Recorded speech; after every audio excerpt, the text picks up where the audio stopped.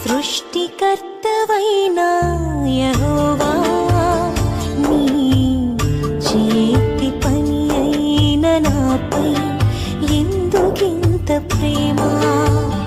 మంటికి రూపమిచ్చినావు, మహిమలు స్థానమిచ్చినావు.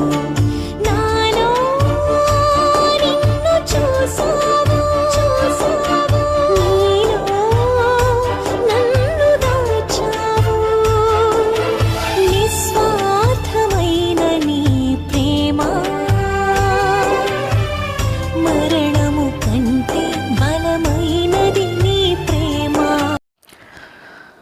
మన ప్రభు అయినటువంటి యేసుక్రీస్తు వారి పరిశుద్ధమైన నామంలో తండ్రి అయిన దేవాది దేవునికి నిత్యము స్తుతియు స్తోత్రములు, మహిమయు ఘనతయు ప్రభావములు యుగయుగములు ప్రభువునకే చెల్లునుగాక. ఆత్మీయులారా, బాగున్నారు కదూ? 17వ తారీఖు 4వ నెల 2024 సంవత్సరం.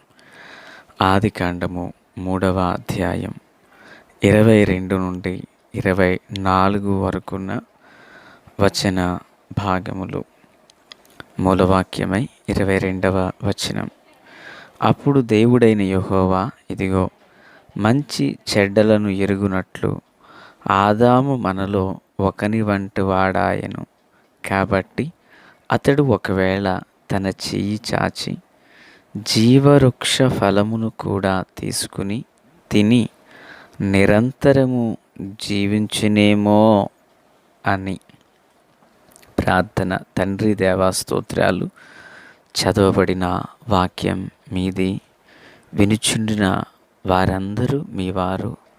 మీ దాసుడునైన నన్ను మరుగు చేసి మీ స్వరాన్ని వినిపింపచేయమని యేసయ్య నామమున అడిగి వేడుకొనుచున్నాము మా పరమ తండ్రి. ఆమేన్.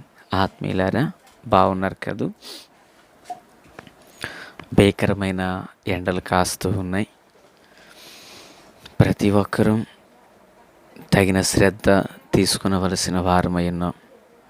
ఆత్మీయులారా, మరి మనకు 22, 23 కన్వెన్షన్ ఉన్నది. ఆల్రెడీ సంఘములో విజ్ఞాపన ప్రార్థనలు చేస్తున్నారు. ఆత్మీయ బిడ్డలు తెలిసిన వారు ప్రార్థిస్తున్నారు. అందరికీ పేరు పేరు వరుసన నా హృదయపూర్వకమైన వందనాలు. అయితే ఈ 2 దినాల్లో దేవుడు కొన్ని క్రొత్త కుటుంబాలను మనకు పరిచయం చేయాలి. కొన్ని ఆత్మలు రక్షించబడాలి. అనారోగ్యంతో అక్కడికి వచ్చిన వారు నిశ్చయంగా దేవుని ద్వారా స్వస్థత పొందాలి. అద్భుతాలు ప్రభు చేయాలి. ప్రజలు ప్రభువును చూచినట్లుగా మనల్ని మనం సిద్ధపరచుకుందాం. అలాగనే ప్రేమ విందు 2 రాత్రులు ఏర్పాటు చేయాలని ఆశ కలిగి ఉన్నాం. ప్రార్థిద్దాం, పాల్గొందాం. ప్రభు కృప మనకు తోడై ఉండునుగాక. సంతోషం. ఈ చదవబడినటువంటి ఈ వాక్య భాగంలో జీవవృక్షమును గూర్చి చెప్పబడింది. ఈరోజు మనం నేర్చుకొనుచున్న అంశము జీవవృక్షం. ఏదెను వనములో దేవుడు ఓ తోటను వేసినప్పుడు మంచి చెడ్డల తెలివినిచ్చు వృక్షఫలమే కాదు, దానికి దగ్గరగా మరి జీవవృక్ష ఫలమును గల చెట్టు కూడా అక్కడుంది. ఈ జీవవృక్ష ఫలముల చెట్టును, ఆ ఫలాన్ని భుజించుట వలన ఒక మనుష్యుడు నిరంతరము అనగా చావనేదే లేకుండా జీవిస్తాడు.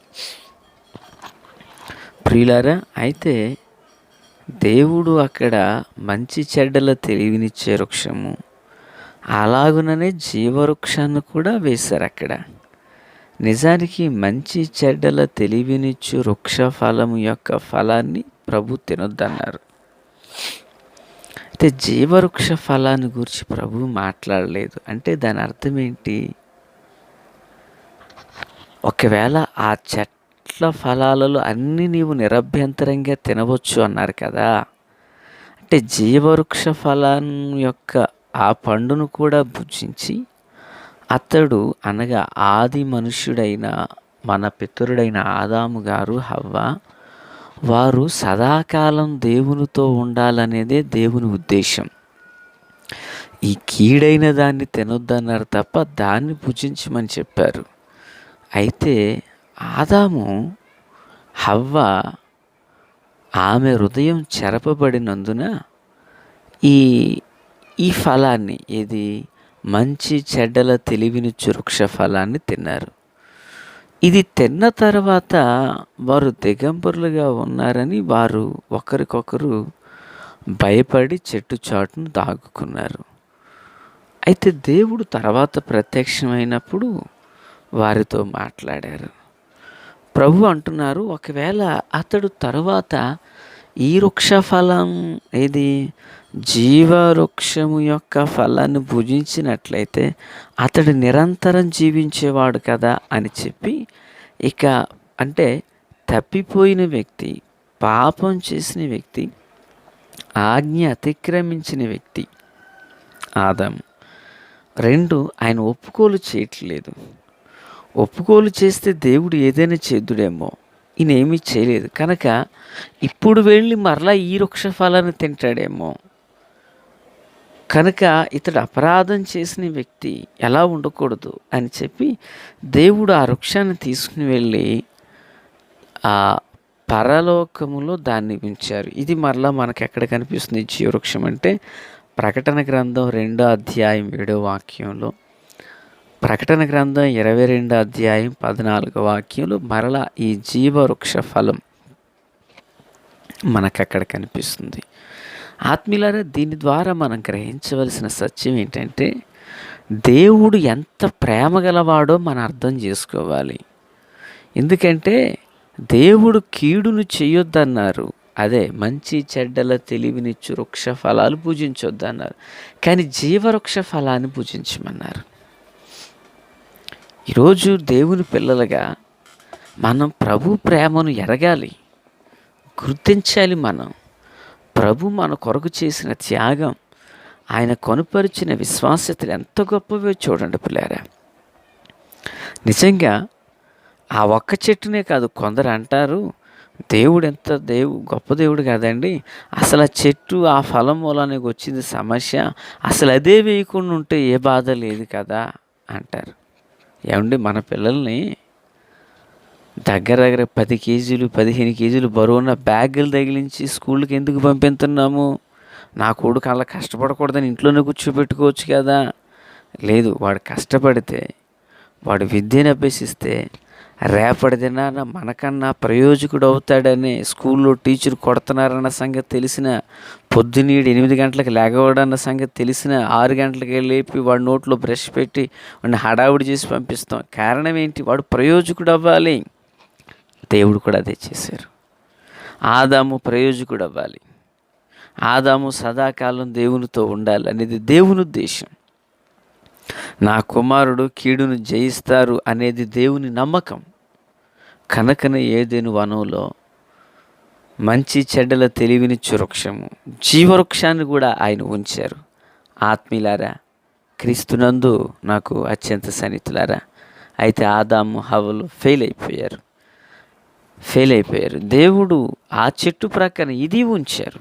అంటే దేవుడు శోధన మాత్రమే కాదు, శోధనను జయించే మార్గాన్ని కూడా మన కొరకు సిద్ధపరుస్తున్నారనేది సత్యం. దేవునికి స్తోత్రం. అయితే మరి జీవవృక్ష ఫలం దగ్గర నుండి ఆనాడు ఆదాము హవ్వలను ఏదేనులో నుండి వెళ్ళగొట్టిన దేవుడు ప్రకటన గ్రంథంలో మనం చూసినప్పుడు ఎఫెసు సంఘంతో ప్రభు మాట్లాడుతూ, నీకుండిన మొదటి ప్రేమను నువ్వు కాపాడుకుని ఎడల, నీకుండినటువంటి మొదటి ప్రేమను నీవు కాపాడుకుని ఎడల, ఇదిగో పరలోకాన ఉన్నటువంటి ఆ యొక్క జీవవృక్ష ఫలములను నేను నీకు భుజింపనిస్తానంటూ 2వ అధ్యాయము ప్రియులారా 7వ వచనంలో ప్రభు మాట్లాడుతున్నారు. చెవిగలవాడు ఆత్మ సంఘములతో చెప్పుచున్న మాట వినుగాక. జయించువానికి దేవుని పరదైసులో ఉన్న జీవవృక్ష ఫలములు భుజింపనిత్తును. క్షమించండి, ఇది పరదైసు. పరదైసులో ఉంచేశారు దీన్ని. ఇప్పుడు పరదేశికి ఎవరు వెళతారు? పాపి కాదు. పాపి తన పాపమును ఒప్పుకుని విడిచిపెట్టి కనికరించబడిన వ్యక్తి పరదేశికి వెళతాడు. దొంగ తన పాపాన్ని ఒప్పుకుని కదా పరదేశికి వెళ్ళాడు. సిలువలో ఉన్నప్పుడు ప్రభు చెప్పిన మాట ఏంటి? నేడు నీవు నాతో కూడా పరదేశులో ఉండు.